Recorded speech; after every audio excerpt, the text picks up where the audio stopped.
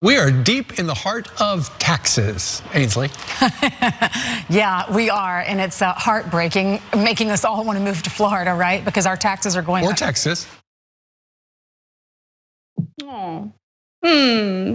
Fox and Friends, they aren't too friendly when the millions they make each year is possibly subject to increased taxes to pay for Biden's infrastructure bill.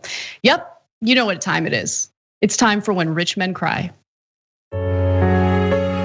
I care.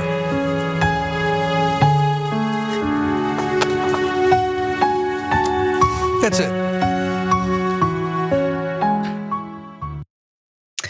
One talking point that you're very likely to hear from right-wingers, especially those in right-wing media, is that increasing taxes on corporations and the wealthy, meaning people earning more than $400,000 a year, would actually negatively impact their taxes. Ordinary working Americans would see their taxes go up too. I mean, there's no evidence of that, but listen to this argument.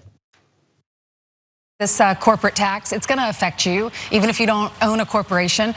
Larry Kudlow said it's very bad for our economy. He said, and then your taxes are going to go up big time. He said, and then there's much more coming when Biden gets to the individual tax code and the capital gains and the small business. He said, get ready for that. So she's arguing that the corporate tax rate will impact ordinary Americans who don't own corporations, which makes no sense. And since she wants to talk about economic advisors, why don't we go to Gary Cohn, who was literally Donald Trump's economic advisor? On the corporate tax rate, I'm actually okay at 28%. The level we got to in our tax plan on the corporate side was actually a bit lower than I thought we needed to go.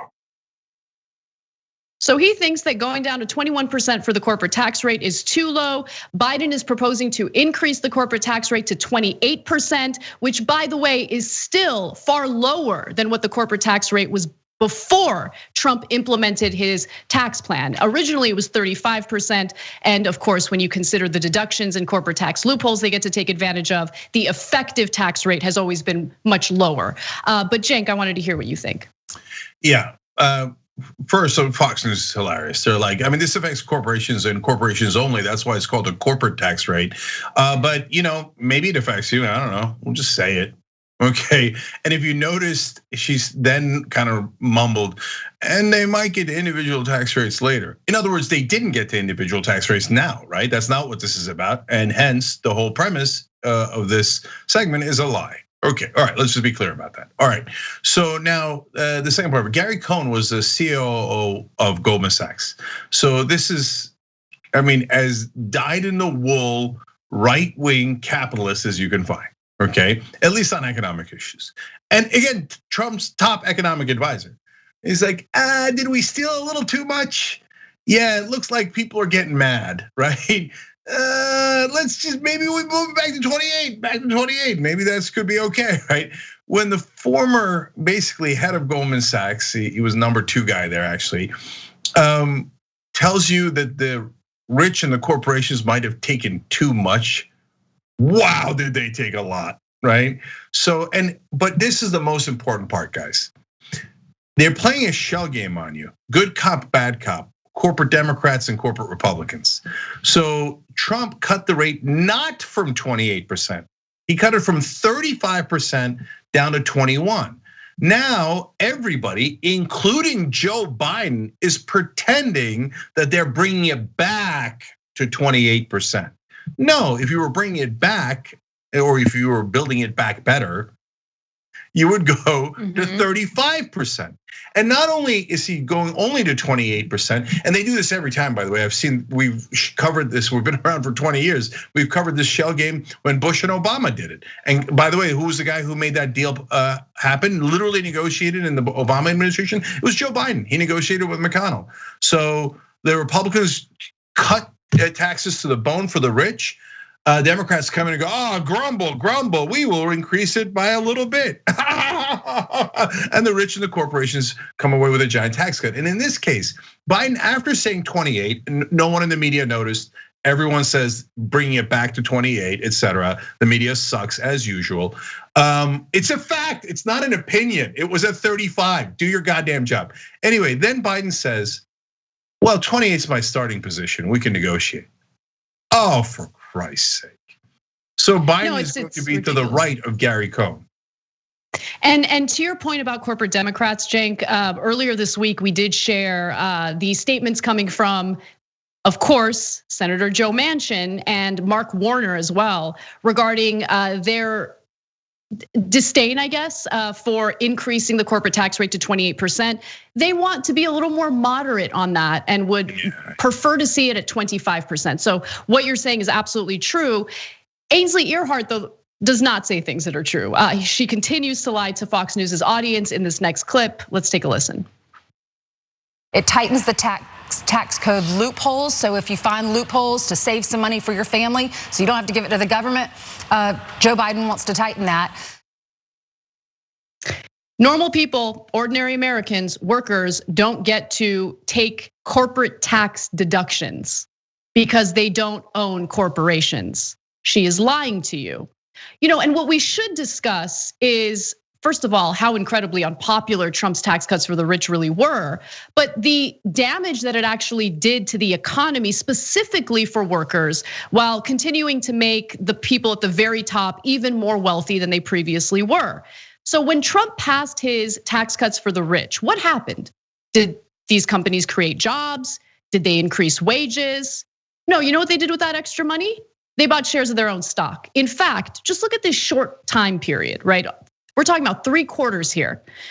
Buybacks totaled $579 billion for the first 3 quarters of 2018. That's the first year that the tax law was implemented, and smashed the previous annual record of $589 billion set in 2007. Remember, that's a full year. So in 2018, by the time we hit the 3rd quarter, there was already a record in corporate stock buybacks, okay? And you're comparing that to a full year in 2007. My point is, it did not help the economy. All it did was make shareholders wealthier. All it did was allow for corporate executives to take advantage of this and artificially inflate the stock market. And that's something to keep in mind every time you hear one of these goons talk about how wonderful the economy was under the Trump administration, and then they point to the stock market as the metric for the evidence to back up that point. The stock market is built on a house of cards. It's built on a house of cards based on corporate stock buybacks and the Federal Reserve pumping money into banks and corporations. And finally, of course, just to complete the absurdity loop, they then turn around and complain about Joe Biden using tax loopholes. Wait, I thought you just told us that tax loopholes were awesome and that anyone who could should legally take advantage of them. And in Joe Biden's case, he actually is an individual. Like the ones that you said really should do the loopholes. Right, so that makes no sense at all, but it's Fox News. It doesn't have to make sense. It's just Democrats bad, corporations angelic, wonderful. You know how they keep your wages low, they pay no taxes. So cuddly. 5 different corporations, including Nike, HP, these giant corporations last year paid 0 in taxes. In fact, I'm gonna give you one last quote here from one of our viewers. R. Stone used YouTube Super Chat to make a great point. He said Jeff Bezos in the record saying he is on the record saying he agrees with the corporate tax increase, who paid $0 in taxes for quite a while. So what are we doing here? Now, Bezos himself didn't pay 0 in taxes as far as I know, but Amazon did, and they're a $1 trillion company for year after year after year. And so when even the owner of Amazon's like, our taxes are way too low, my God. And Fox News is still out there going, no, poor Bezos, poor billionaires, poor corporations, won't anyone help them? Look, if you're a conservative out there, Fox News ain't on your side. They're working for the corporations to help trick you into voting for their tax cuts. That's the robbery that they're a part of. Thanks for watching The Young Turks. Really appreciate it. Another way to show support is through YouTube memberships.